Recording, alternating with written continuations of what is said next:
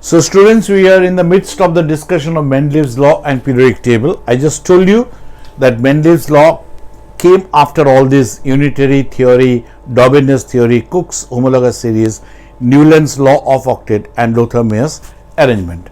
Now let me tell you what is this Mendeleev's theory. Mendeleev studied, he was a Russian scientist, his full name is Dmitry Mendeleev, and he put forward his theory in 1869. And what he said is that physical and chemical properties of the elements are the functions of their atomic weight. So they depend upon their atomic weight. And therefore, if you arrange the elements in the increasing order of their atomic weight, then you will find after regular intervals, the similar elements will be appearing. I repeat what he said. He said, the physical and chemical properties of elements are the functions of their atomic weight, and therefore, if the elements are arranged in the increasing order of their atomic weight, in that case, the similar elements will reappear in a tabular form. And that table that he made is known as Mendeleev's periodic table. So, I am coming to the Mendeleev's periodic table, which is not there in your textbook. I'll make it over here, so please bear with me. I may not be in a position to accommodate everything over here up to here. I'll try my best. If I can't, then the few I will rub off from the top and then do. Okay, so stay focused and try to understand this. So in his table, basically, he made these columns, and each column was representing one group. So this is how it is. This is group 1, then this is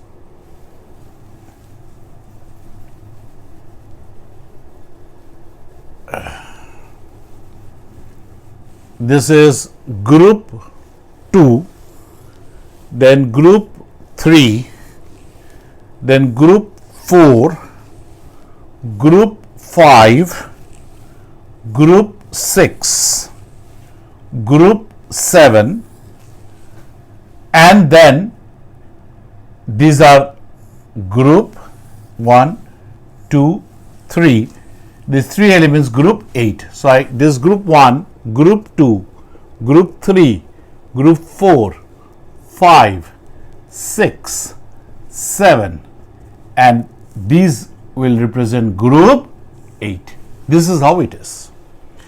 Right on the top, the element is, the first element is atomic number 1, that is hydrogen.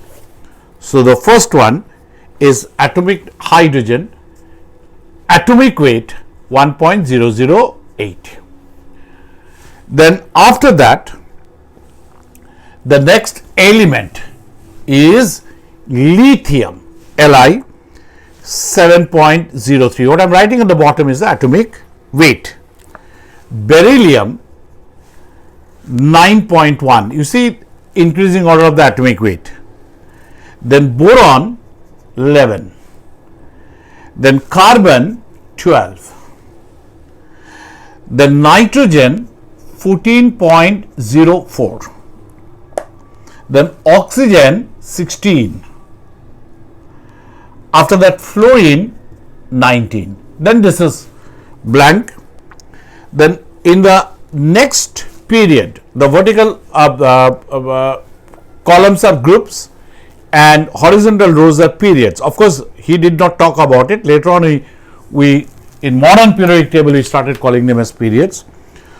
So next one is sodium, that is 23.5, magnesium 24.3, aluminium 27, silicon 28.4, phosphorus 31, then sulfur 32.06, chlorine 35.45, I can take it as 35.5. Then after that, the next one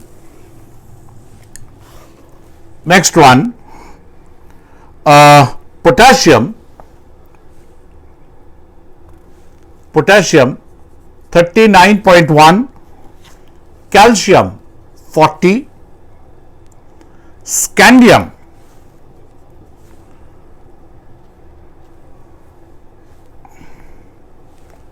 44.1,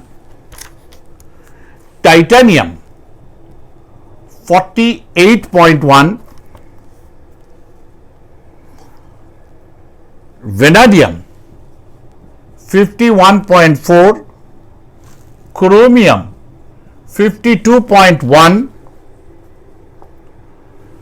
manganese 55, then FeCO(Ni), this is 55.9, I can take it as 56, cobalt 59, and nickel, it was thought to be 59. Nickel, yes. Then after that we have copper 63.6, zinc 65.4, then gallium 70, germanium 72.3, arsenic 75, selenium 79, bromine 79.95, you can take it as 80 also. In the next we have rubidium 85.4, strontium 87.6, Y, that is yttrium 89, then zirconium Zr 90.6, niobium that is Nb, niobium 94, it will go on increasing, the atomic weight will go on increasing. Then molybdenum 96, then here is a gap, and then here ruthenium Ru, that is ruthenium 101.7, rhodium, that is Rh 103, and then palladium, which is very well known, Pd, that is 106.5. Then after that, here he had silver Ag 107.9, cadmium 112.4, then indium indium 114, tin, that is Sn 119, antimony Sb, that is 120, tellurium Te, that is 127.6, and then iodine 126.9. Then this blank. Then after that, few elements here in the next period: cesium Cs 132.9, barium, we take it as 138, but actually 137.4, then lanthanum 139, then after that you have cerium Ce, that is 140. You can see gradually the atomic weight has increased. Then all are blank. Then after that, in the next also, there are very few you will be getting. All are here blank. Then here ytterbium Yb, YB 139 1. I hope you can see this properly. 139. Then after that, this blank here is tantalum Ta 183. Then W, you know it very well, it is tungsten 184. Then you have got this triad of three metals: osmium 191, iridium 193, and platinum that is 194.9. Then children, you have the next one, and here below cesium, here you have got gold, that is Au 197.2, then mercury Hg 200, then after that thallium is Tl, this is L, mind you, small l, Tl, thallium 204.1, then lead Pb, this is 206.9, then bismuth 208. Then these are all blank, and then below mercury you have got radium 224, below lead you have thorium, very well known radioactive element, thorium 232, and below tungsten over here you have got uranium 239. This is what was the Mendeleev's periodic table. Of course, in this Zn के बाद आएगा Ga, it got rubbed off, gallium 70. I hope everything is fine. This 65.4.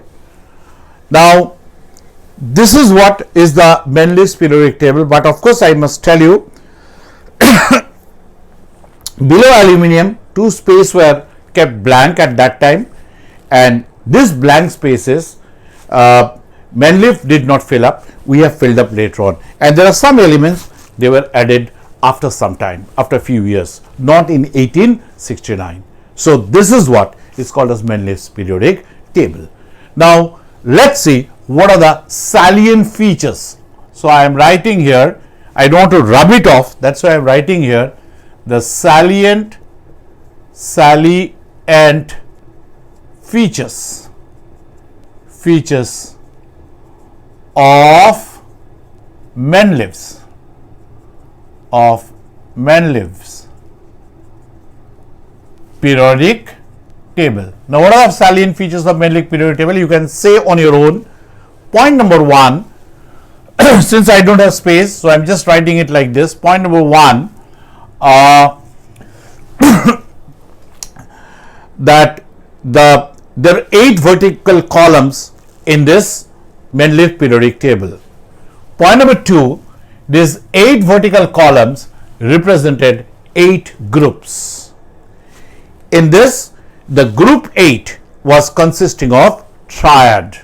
I repeat, the